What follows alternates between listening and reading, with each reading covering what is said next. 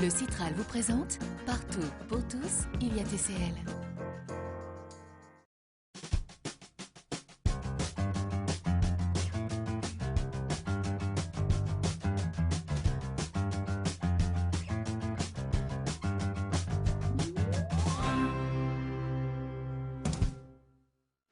Bienvenue dans cette nouvelle émission consacrée au transport en commun de l'agglomération lyonnaise. Dans ce premier numéro, nous vous expliquerons comment et par qui est géré le réseau en cas de neige en cette période hivernale. Puis nous partirons à bord du C1 qui aura comme terminus, à partir du 20 janvier, non plus la Cité internationale mais la place Jules Ferry à Caluire. Quand la neige commence à tomber, c'est principalement sur le réseau des bus que des problèmes peuvent survenir. Alors comment est gérée cette situation? Explication. Météo France envoie un bulletin météo qui arrive dans les différentes unités de bus. Le plan neige est alors déclenché.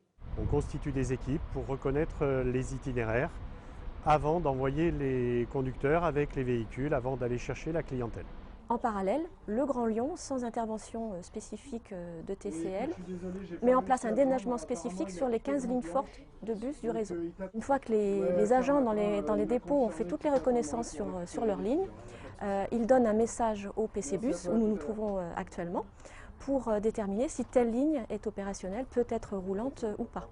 Conductrice et conducteur de la ligne 61, en raison de l'enneigement de la rue Chazière, vous êtes détourné à partir de maintenant, après l'arrêt Clos-Jouve, par la rue Philippe de la Salle.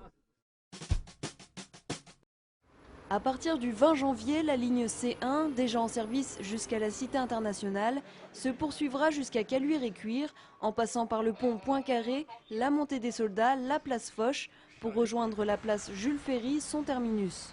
Les habitants qui habitent près de l'arrêt Montessuie-Fleming, aujourd'hui, pour se rendre à la Part-Dieu, ils mettent plus de 30 minutes. Donc à l'avenir, ça sera plutôt autour de 20 minutes.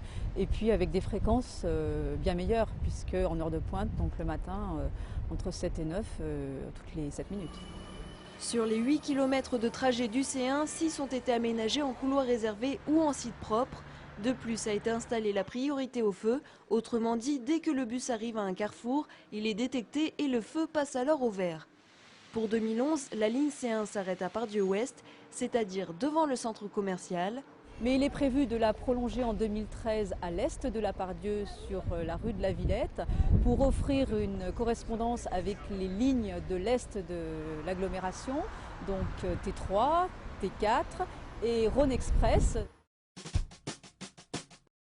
L'actualité des transports en commun lyonnais, c'est également l'intégration de la commune de Lisieux dans le Grand Lyon depuis le 1er janvier dernier, permettant ainsi à la ligne 51 de rejoindre le centre de Lisieux en 13 minutes grâce à l'installation de 8 arrêts supplémentaires. 10 ans déjà que le tramway est réapparu à Lyon avec les lignes T1 et T2, mises en service en janvier 2001.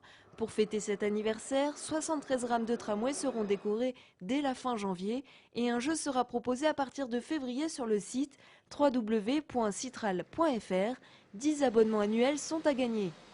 Et n'oubliez pas que, partout, pour tous, il y a TCL.